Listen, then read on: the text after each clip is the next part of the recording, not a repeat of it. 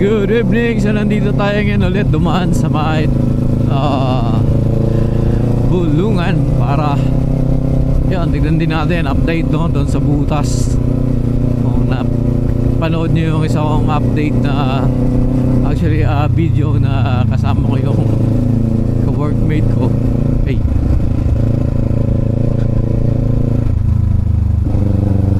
na yung kasabayan namin ng motor na isa na shoot sa butas, no.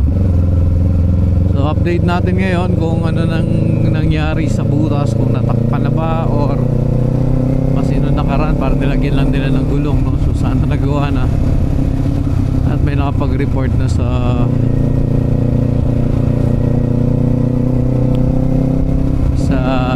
DPWH ba yan? So delikado talaga siya.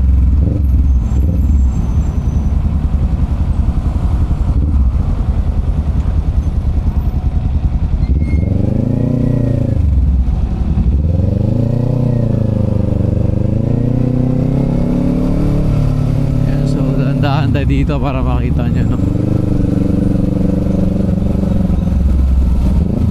So ito, ayan, dinakpan lang nila, oh. So kitang kita, butas na butas yan, malalim yan. And may isa pa rito.